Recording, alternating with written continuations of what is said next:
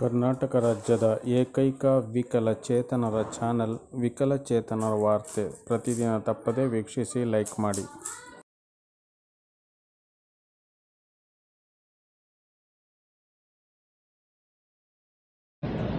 ಅಂಗವಿಕಲರು ಹಾಗೂ ಪಾಲಕರ ಒಕ್ಕೂಟದ ಸದಸ್ಯರು ಬಂದಿದ್ದಾರೆ. ತುಂಬ ಆ್ಯಕ್ಟಿವ್ ಆಗಿ ಕೆಲಸ ಮಾಡ್ತಾ ಇದ್ದಾರೆ. ನಾನು ಅವರದ್ದೊಂದು ಮಾದರಿಯಾಗಿ ಕಾಣ್ತಾ ಇದ್ದೇನೆ. ಯಾವುದೇ ವ್ಯವಸ್ಥೆಯಲ್ಲಿ ಸಮಸ್ಯೆಗಳು ಬಂದಾಗ ನಾವು ಅವರಿಗೋಸ್ಕರ ಒಂದಷ್ಟು ಪರಿಹಾರಕ್ಕೋಸ್ಕರ ಹೋರಾಟ ಮಾಡುವಾಗ ಅವರು ಆ್ಯಕ್ಟಿವ್ ಆಗಿ ನಮ್ಮನ್ನು ಉಪಯೋಗಿಸ್ಕೊಂಡಾಗ ಎಷ್ಟು ಕೆಲಸ ಆಗ್ತದೆ ಅನ್ನೋದಕ್ಕೆ ಈ ಒಕ್ಕೂಟವನ್ನು ಉದಾಹರಣೆ ಅಂತ ತಗೊಳ್ತೇನೆ. ಅವರು ಬಸ್ ಪಾಸ್ ನಮ್ಮಲ್ಲೆಲ್ಲ ಮಂಗಳೂರಿಗೆ ಹೋಗಬೇಕು, ಅವ್ರದ್ದೊಂದು ಬೇಡಿಕೆ ಇದೆ, ಅದನ್ನ ಇಲ್ಲೇ ಮಾಡಿ ಅಂತ. ಅಗತ್ಯ ನಾನು ಲೆಟ್ರ್ ಮಾಡಿದ್ದೇನೆ, ಅಧಿಕಾರಿಗಳಿಗೂ ಮಾತಾಡಿದ್ದೇನೆ.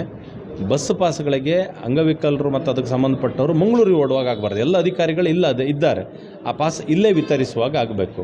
ಸೊ ಈ ರೀತಿ ಅವರವರ ಸಮಸ್ಯೆಗಳಿಗೆ ಅವರು ಬಂದಾಗ ಅದನ್ನು ತಕ್ಷಣ ಅವ್ರು ಹೇಳಿದಂಥ ವ್ಯಾಲಿಡ್ ಪಾಯಿಂಟ್ಸ್ ಏನಿದೆ ಅದನ್ನು ಮಾಡುವಂಥ ಕೆಲಸ ಆಗ್ತಾಯಿದೆ. ಅದರ ಪರಿಣಾಮ ಅವರು ತುಂಬ ಆ್ಯಕ್ಟಿವ್ ಇದ್ದಾರೆ. ಅವ್ರ ಸಂಘಟನೆಯೂ ಚೆನ್ನಾಗಿದೆ.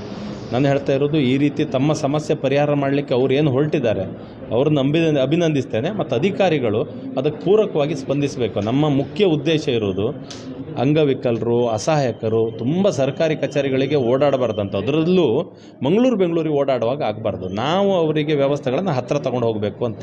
ಸೊ ಇದೊಂದು ತಕ್ಷಣ ಒತ್ತಾಯ ಮಾಡ್ತಾ ಇದ್ದಾನೆ. KSRTC ಅವರು ಅಂಗವಿಕಲರ ಬಸ್ ಪಾಸ್ಗಳನ್ನು ಮಂಗಳೂರಿನಲ್ಲಿ ಕೊಡೋದೆಲ್ಲ ಅದಲ್ಲಿ ಇರಲಿ, ನಮ್ಮಲ್ಲಿ ಹತ್ತಿರಕ್ಕೆ ಬೇಕು ಅನ್ನೋದನ್ನು ಈ ಮೂಲಕ ಒತ್ತಾಯ ಮಾಡ್ತಾ ಇದ್ದಾನೆ.